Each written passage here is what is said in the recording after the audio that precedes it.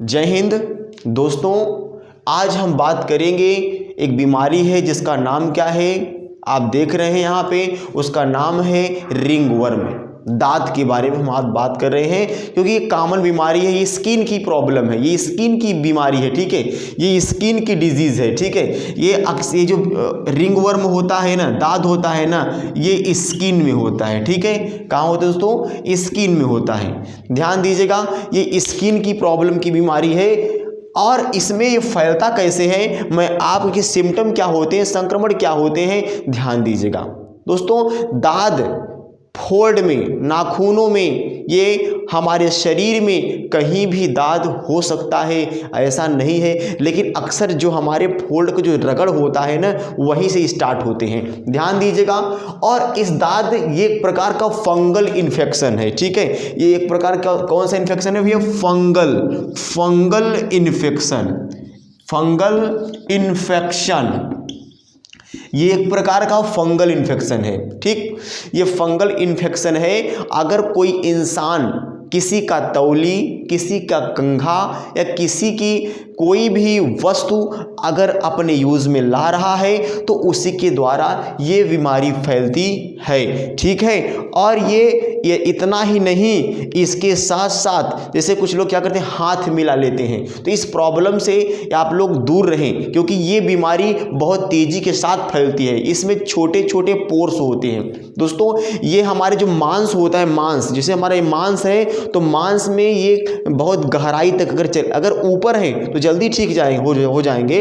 अगर हमारे मांस के गहराई में चले जाते हैं तो जल्दी ठीक होने का बहुत ही कम ही चांस रहता है और बाद में काफ़ी समय तक झेलना पड़ जाता है, कोर्स करना पड़, दवाइयाँ खानी पड़ जाती है, तो तब जाके ये बीमारी का राहत मिलता है। ध्यान दीजिएगा, आज हम दांत के बारे में बात कर रहे हैं। दांत को फैलाने वाला कौन सा कवक है? ध्यान दीजिएगा, दांत को फैलाने वाला कवक है माइकोस्पोरम या ट्राइकोफाइटान। ध्यान दीजिएगा, माइकोस्पोरम, ट्राइकोफाइटान और एपिडर्मोफाइटान, ये तीन ऐसे फंगल हैं, ऐसे कवक हैं जो कि क्या करते हैं, दांत को कास्ट करते हैं, दांत को फैलाते हैं, दांत की बीमारी को फैलाते हैं। ध्यान दीजिएगा, मैं फिर से एक बार बात कर रहा हूं कि माइकोस्पोरम, ट्राइकोफाइटान, एपिडर्मोफाइटान, ये कवक की जातियां हैं। ये तीनों जातियां क्या करती हैं, ये दांत को फैलाती हैं। दांत कई प्रकार के होते हैं, छोटी दांत, बड़ी दांत, ठीक है।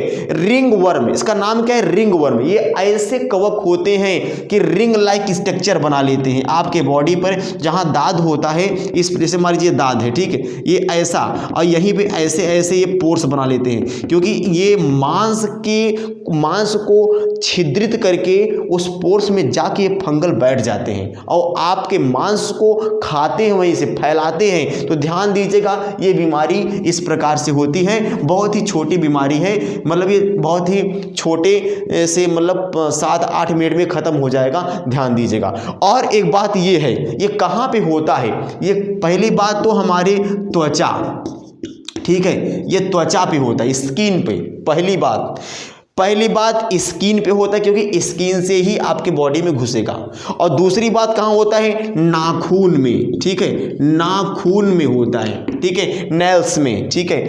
क्या होता है? नेल्स में, नाखून में होता है और सिरोवल्क या वलनों में होता है, वलनों में होता है। वलन माने क्या से बोलते हैं? फोल्ड्स बोलते हैं, ठीक है, फोल्ड्स बोलते हैं, वलन। कहीं किसी से हमारा ये हाथ है, यहाँ फोल्डिंग है, ये हाथ है, ये हाथ यहाँ फोल्डिंग है, ऐसे ऐसे, तो यहाँ वलन, ठीक है, फोल्ड, जहाँ से हमारा हाथ मुड़ता उड़ता रहता है, ठीक है, तो वो एब्डोमिनल साइड में इस प्रकार से वहाँ पर पाए जाते हैं। और एक और क्या है?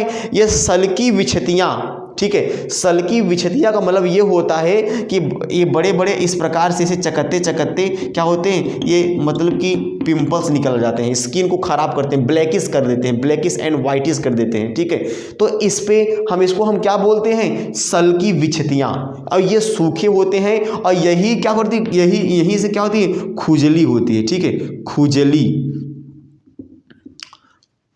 खुजली, ठीक भाई। देखो, किसी खुजली होती है तो बहुत ही मन लगाकर खुजली करता है, तो यहाँ पे ये खुजली होती है, अक्सर खुजली होता रहेगा, ठीक है, और आप मुंह बनाते रहेंगे, खुजली होता रहेगा, ठीक है। तो ये सारी प्रॉब्लम आपको क्रिएट करेगा और इसमें छोटे छोटे पिंपल्स ये यहाँ पे जो ऐसे डिम्पल्स निकलते हैं, ऐसे जो निकलते हैं ना, जो इस प्रकार से चकत्ते चकत्ते जो फोल्ड्स निकलते हैं, और उसी पे ही छोटे छोटे पिंपल्स होते हैं। वो जो पिंपल्स होते हैं वही उसी में क्या होते हैं, पूरी तरह से फंगल भरे होते हैं, कवक भरे होते हैं, और उसी से खुजली होती है। जब तक फंगल रहेगा तब तक वो क्या होता है, ईचिंग होगी, ठीक है, ईचिंग होगी, ध्यान दीजिएगा।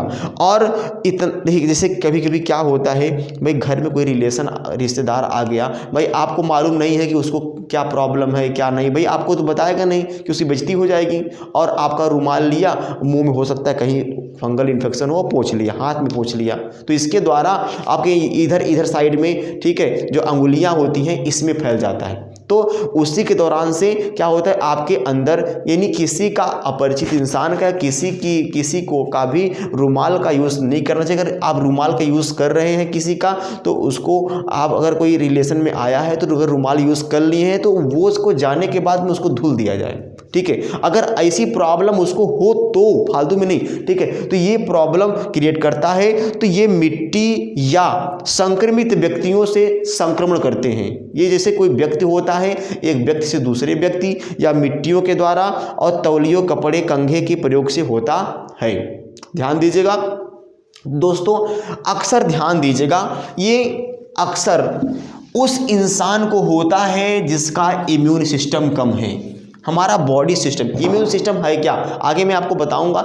इम्यून सिस्टम हमारे बॉडी का सिस्टम, अगर हमारी शरीर रोगों से लड़ने की क्षमताएं हमारे शरीर के अंदर है तो उसे मैं कहूँगा ये बॉडी सिस्टम है, हमारा इम्यून सिस्टम है बहुत ही मजबूत। जैसे कभी कभी क्या होता है कि अगर कोई जुकाम उखाम किसी को फैमिली में है लेकिन किसी को नहीं होता है, हाँ, तो नहीं होता है तो उसका इम्यून सिस्टम बेटर है, इसलिए नहीं हो पाया। जैसे भी इस समय कोविड-19 की बीमारी आई थी, कोरोना वायरस जो आया, तो इसमें कुछ लोगों को जो है कि नहीं हो पाया, कुछ लोगों को मतलब कि थोड़ा संकेत था, अपना परहेज़ कर लिए, वो ठीक हो गया, क्योंकि उनके अंदर जो इम्यून सिस्टम था बेटर तरीके का था, इसलिए वो ठीक हो गए। और जिसका इम्यून सिस्टम नहीं बेटर होता है उसको उस बीमारी से गिरना पड़ जाता है। दोस्तों, तो दे रिंग वर्म है, छोटी सी हेडिंग थी, मैं आपको बताया, और कल मैं आपको पॉइंट बाय पॉइंट करके मैं एक ही टर्म में बता दूंगा कि इम्यून सिस्टम क्या होता है, प्रतिरक्षा क्या होता है, सेहत प्रतिरक्षा क्या है, एक्वायर्ड इम्यूनिटी क्या है, ठीक है। तो इस प्रकार से मैं आपको धीरे धीरे हर आपके चैप्टर को मैं खिसका रहा हूँ, ठीक है, और धीरे धीरे मैं लेके चलूँगा। दोस्तों नमस्कार।